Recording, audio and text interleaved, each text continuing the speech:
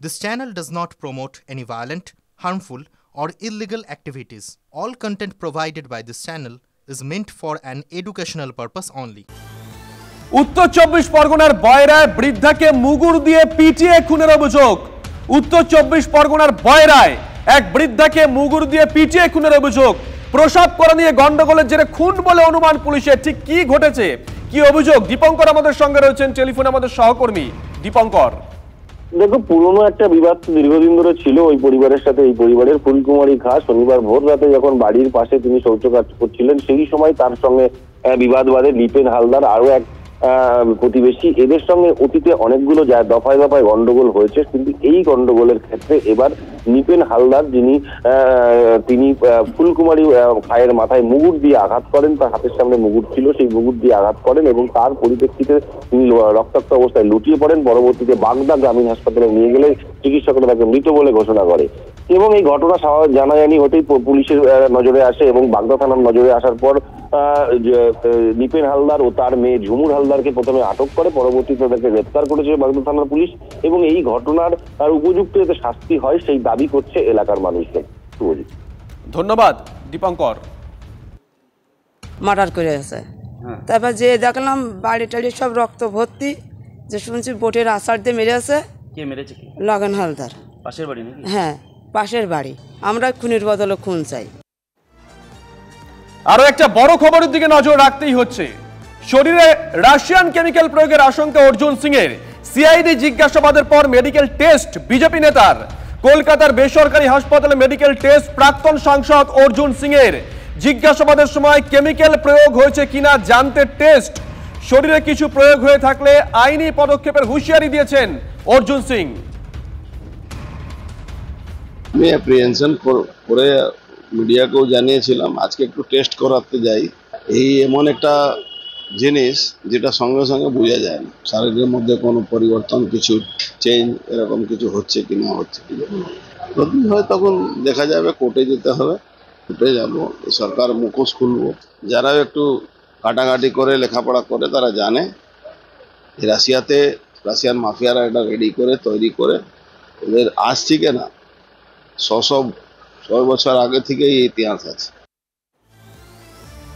আচ্ছা, একটা কথা বলুন তো, আপনি কি মজা করে কখনো কারো বাড়িতে কার্তিক ফেলেছেন? বন্ধুরা তো এই মজাটা করেই থাকে, তাই না? কিন্তু প্রশাসনের তরফে যদি কারো বাড়িতে কার্তিক ফেলা হয়, অবাক হবেন না। বৈদ্যবাটি পুরসভা কার্তিক ফেলেছে, সেই সঙ্গে টাকাও চেয়েছে, অন্তত সরকারি কাগজ তাই বলছে। শুধু তাই নয়, কার্তিক ফেলার জন্য চাওয়া হয়েছে করকরে 2000 টাকাও। বিতর্কে বিপাকে পড়েছেন বৈদ্যবাটি পুরসভার তৃণমূল কাউন্সিলর। অফিসের ব্যাগ হোক কিংবা বাড়ির দরজা, এই বাংলায় নবদম্পতিদের ঠিকানায় কার্তিক ফেলার চল বহু পুরনো। বন্ধু বান্ধব পরিচিতরা মজার ছলেই এটা করেন। সেই কার্তিক ফেলতে গিয়ে জোর বিতর্কে জড়ালেন বৈদ্যবাটি পুরসভার তৃণমূল কাউন্সিলর।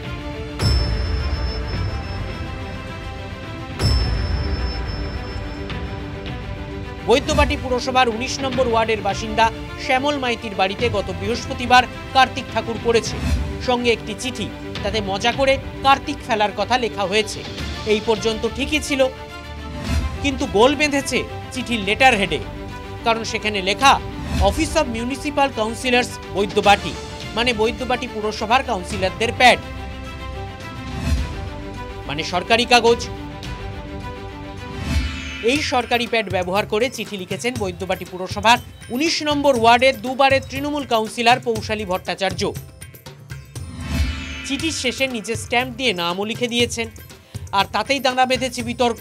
প্রশ্ন উঠছে, এভাবে কি পুরসভার প্যাড ব্যবহার করা যায়? তবে এখানেই শেষ নয়, বিতর্ক আরও রয়েছে। চিঠিতে কার্তিক আনার খরচা বাবদ 2000 টাকা মিটিয়ে দিতে বলা হয়েছে শ্যামল মাইতিকে। সেই চিঠির ছবি ফেসবুকে আপলোডও করেন তৃণমূল কাউন্সিলর। দলীয় কাউন্সিলর পৌশালী ভট্টাচার্যের এই পোস্ট সামনে আসতেই বেজায় বিড়ম্বনায় পড়েছেন তৃণমূল পরিচালিত পুরসভার প্রধান। কি বলে, আপনার মুখ থেকে জানলাম যে এরকম কাউন্সিলর প্যাডে একটা ফর্দ কিংবা টাকা, এত টাকা ব্যাপার এইসব লিখে কাউন্সিলর প্যাডে এইগুলো লেখা যায় না। সংবাদ মাধ্যমের থেকে খবর পেয়ে তৃণমূল কাউন্সিলরকে ফোন করেন পুরপ্রধান।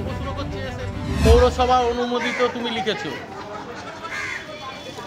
আরে যাই পোস্ট করো এটা লেখা যায় নাকি পৌরসভার প্যাডে এইগুলো লেখা যায়? তো এবার তো স্ক্রিনশট মেরে রিপোর্টারের হাতে দিয়ে দিয়েছে, সেইটা আমায় দেখতে হচ্ছে, আমায় প্রশ্ন করছে এসে রিপোর্টার। এই তো এইগুলো করা যায় না, এইগুলো করবে একটু ভেবেচিন্তে করো। তুমি একটা দুবারের কাউন্সিলর হয়ে গেছো। কাউন্সিলরকে পুরপ্রধান ধমক দিয়েছেন ঠিকই, কিন্তু ততক্ষণে বিতর্কের জল অনেকটাই গড়িয়ে গিয়েছে। অস্বস্তিতে পড়ে চাঁপদানির বিধায়ক তথা হুগলি শ্রীরামপুর সাংগঠনিক জেলা তৃণমূল সভাপতি অরিন্দম গুইনের মন্তব্য, না না, এটা নিজেদের ভেতর একটা ইয়ার্কি ঠাট্টা করেছে, আমরা বলি সঙ্গে সঙ্গে ডিলিটও করে দেয়। যার সাথে হয়েছে বা যার সাথে করেছে তারা একদম নিজেদের ছেলে, নিজেদের ঘরে তার সাথে ইয়ার্কি করেই করেছে, কিন্তু যেটা করেছে ভুল করেছে। তৃণমূল জেলা সভাপতি বিষয়টিকে হালকা করার চেষ্টা করলেও পুরসভা যে বেজায় অস্বস্তিতে সেটা স্পষ্ট।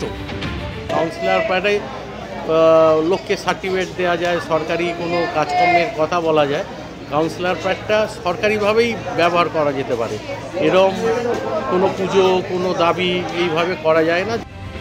কাউন্সিলর যে ভুল করেছে সেটা এক বাক্যে মেনে নিয়েছে শাসক নেতৃত্ব, কিন্তু কাউন্সিলরের কীর্তি দেখে কটাক্ষ করতে ছাড়ছে না বিজেপি। তৃণমূল সব কিছু পারে। কার্তিক ভগবানের পুজো হয় সন্তানের জন্য, নীতিকে নিয়ে আসছেন কি কার্তিক ভগবানকেও কাটমানি হিসেবে উনি ধরে নিয়েছে, নিজের দলে টেনে নিয়েছে। মানে বৈদ্যবাটি মিউনিসিপ্যালিটির 19 নম্বর ওয়ার্ডের কাউন্সিলরের প্যাডে লেখা হচ্ছে, মানে কার্তিক ভগবান লিখছে কি আমাকে 2400 টাকা দাও। ভাবছেন কোন জায়গায় নিয়ে মানে পশ্চিমবাংলার তৃণমূল কংগ্রেস রাজনীতিকে নিয়ে যাচ্ছে।